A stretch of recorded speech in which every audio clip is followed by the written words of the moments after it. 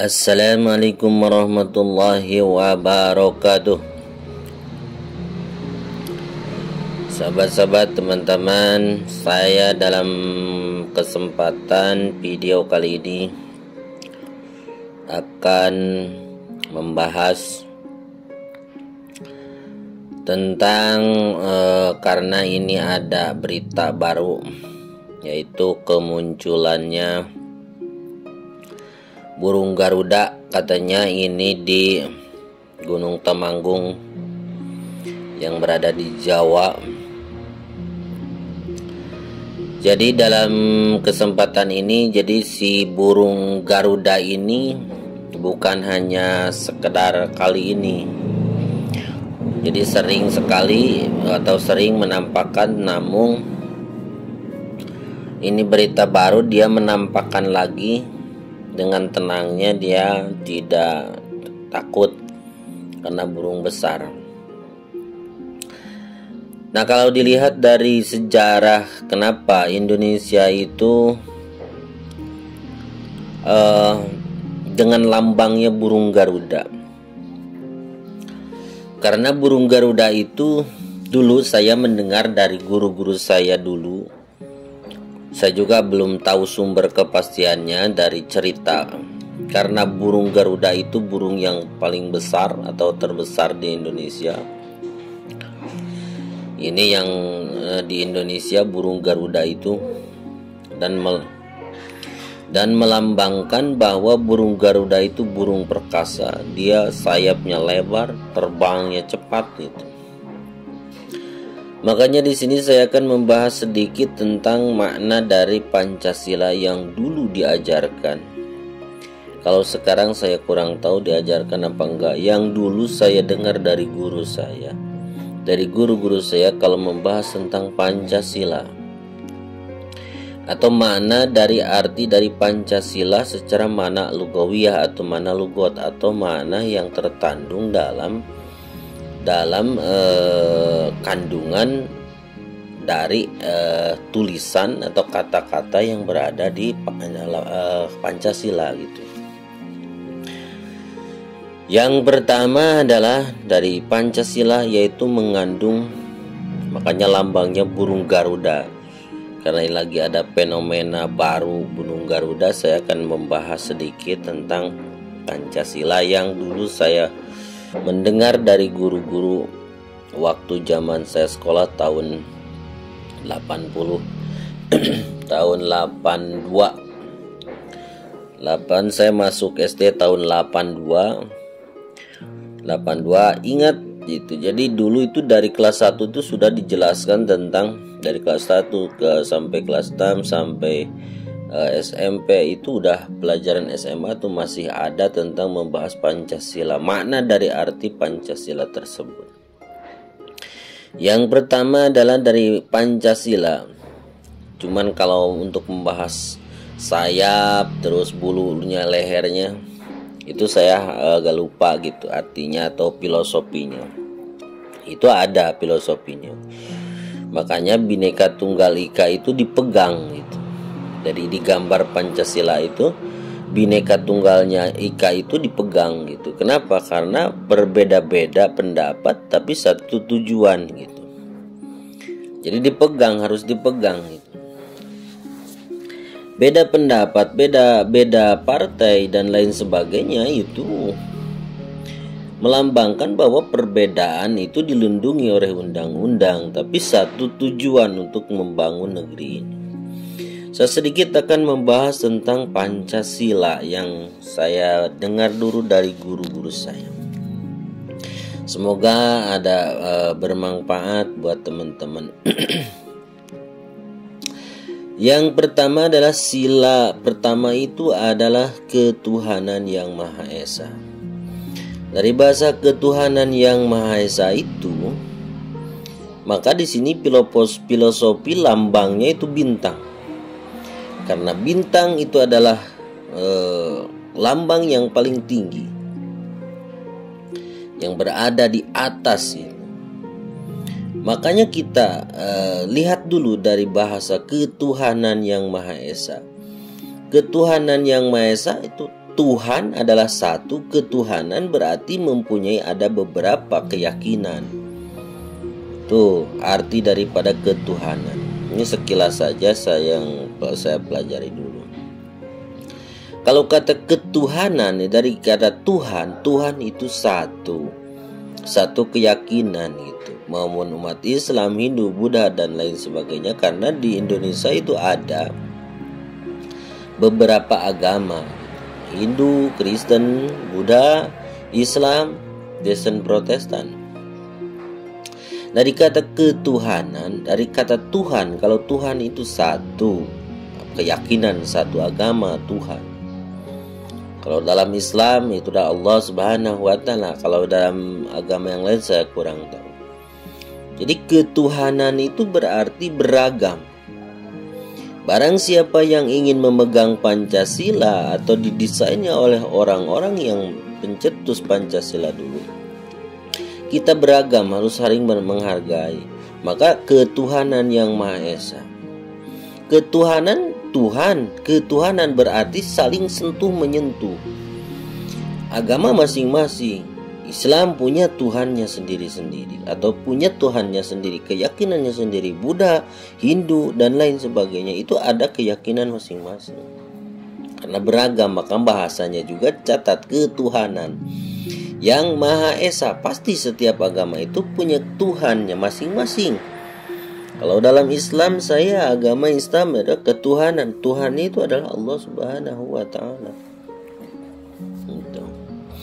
Yang Maha Esa, dari kata ketuhanan yang Maha Esa itu adalah bertuhan yang satu. Keyakinannya harus pasti gitu.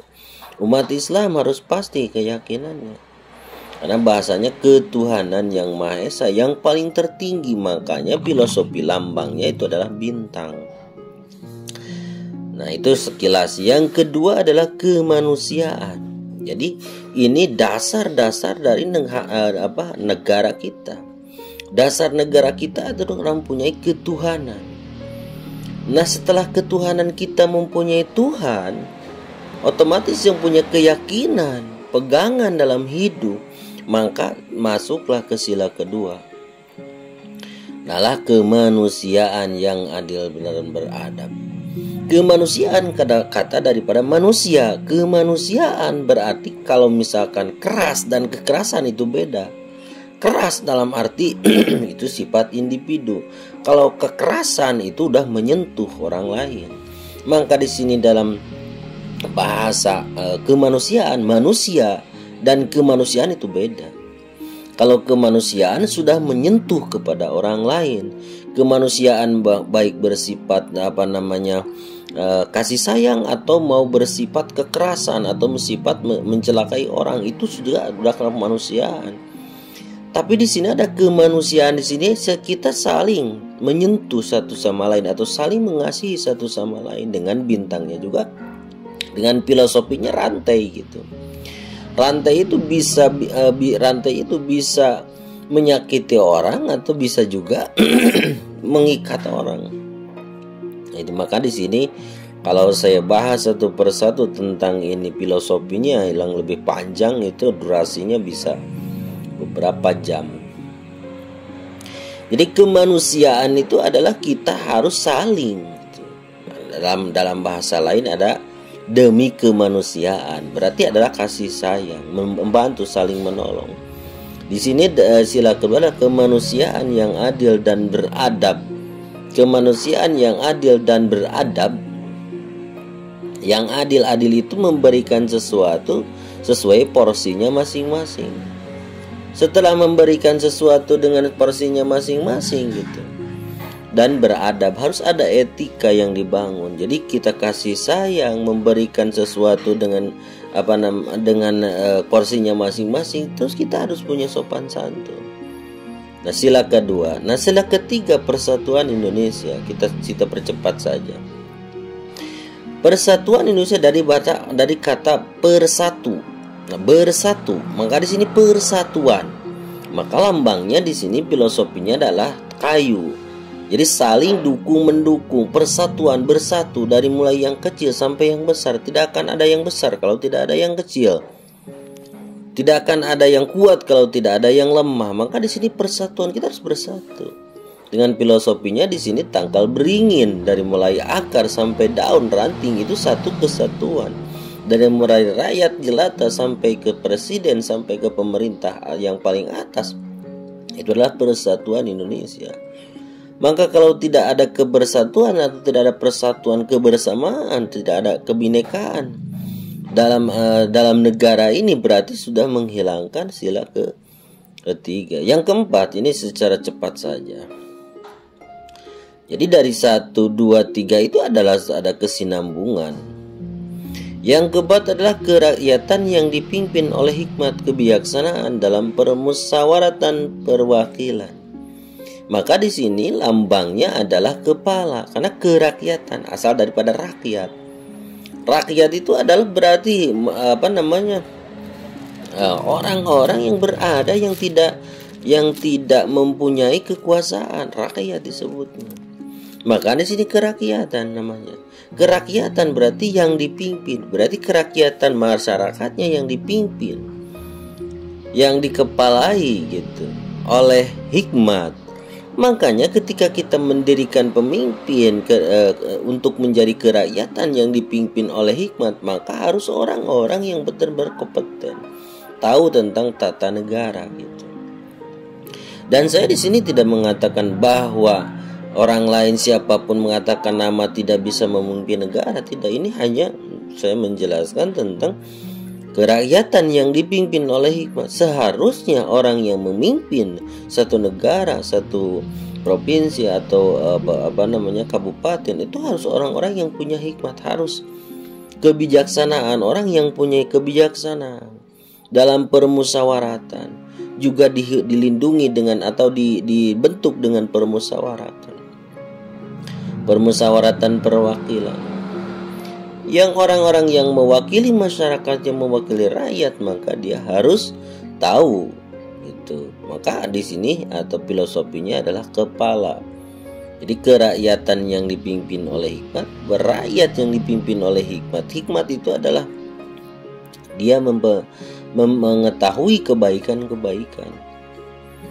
Untuk kebaikan, makanya hikmat itu kebaikan. Kata kita kan ada hikmah di balik tersebut. Nah, itu hikmah itu ada kebaikan, ada rahasia. Maka kebaikan-kebaikan tersebut harus ketika memimpin satu negara atau satu provinsi atau satu wilayah, maka harus tahu kebaikan-kebaikan untuk warga, untuk rakyatnya, kerakyatan. Kebijaksanaan dalam permusyawaratan. Dalam permusyawaratan kita ada sesuatu harus ada permusyawaratan.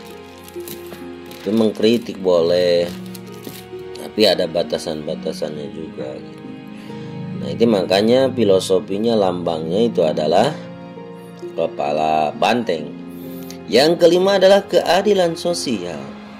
Setelah kita mempunyai ketuhanan, mempunyai Tuhan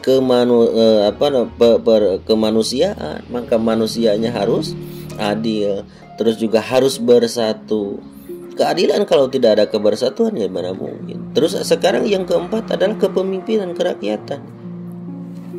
Yang kelima adalah keadilan sosial bagi seluruh rakyat Indonesia. Keadilan harus adil. Keadilan itu, bahasa adil itu adalah memberikan sesuatu dengan porsinya masing-masing. Itu adil namanya. Dalam sosial, keadilan dalam sosial. Adil, keadilan itu beda. Kalau adil untuk satu orang, keadilan untuk semua. Maka di sini keadilan sosial dalam sosialnya, dalam berbaginya, berbagi ilmu, berbagi rezeki, berbagi tenaga dan lain sebagainya. Itu sosial bagi seluruh. Keadilan sosial itu bagi seluruh rakyat Indonesia, untuk semua, harus menyentuh dari atas sampai ke bawah. Nah, di sini bagi para pemimpin siapapun, dia harus tahu kandungan isi dalam keadilan sosial bagi seluruh rakyat Indonesia. Artinya apa? Kita seorang pemimpin harus tahu dari mulai rakyat jelata sampai dari mulai orang yang miskin, orang yang menengah, orang kaya, harus tahu. Nah gitu, keadilan sosial bagi seluruh rakyat Indonesia harus bisa mensejahterakan masyarakat, rakyatnya sendiri. Dalam para sahabat itu seperti itu, dia harus tahu. Nah, untuk penjelasan kalau dibahas saya satu persatu ini akan panjang, tapi ya mudah-mudahan ini pembahasan ini yang saya tahu, saya dengar dulu gitu. Nah, di sini ada yang pertama tadi ketuhanan yang Maha Esa itu. Ketika kita sudah punya ketuhanan, punya Tuhan, punya aturan dalam agamanya masing-masing, maka harus kemanusiaannya dibangun. Manusia saling, kemanusiaannya harus dibangun, harus dijaga, toleransinya, kemanusiaan yang adil dan beradab, harus ada etika dan sopan santun. Etika dalam beragama, etika dalam bermasyarakat. Yang ketiga, harus bersatu. Kalau ada masalah yang tidak bisa ada satu masalah harus diselesaikan dengan baik, dengan bermusyawarat. Setelah kemanusiaannya terbangun, maka kerakyatan yang dipimpin, maka di sini ada satu kata pemimpin, pimpin oleh hikmah. Ketika ada satu masalah berarti harus ada yang menyelesaikannya, harus ada yang menengahinya. Dan ini kalau dibahas secara panjang lebar, panjang sekali. Yang kelima tadi keadilan sosial bagi seluruh rakyat Indonesia. Kita harus menyentuh keadilan, memberikan porsinya, memberikan sesuatu terhadap atau kepada seseorang atau kepada siapapun dengan porsinya masing-masing itu. Jadi dari 5 sila ini kesinambungan. Kapan kita akan melaksanakan Pancasila ini? Kandungan-kandungan dalam Pancasila ini terutama dari keadilan sosial bagi seluruh rakyat Indonesia harus menyentuh dari atas sampai bawah. Dari baik sosialnya, sosial itu kan baik bukan hanya sebatas materi doang.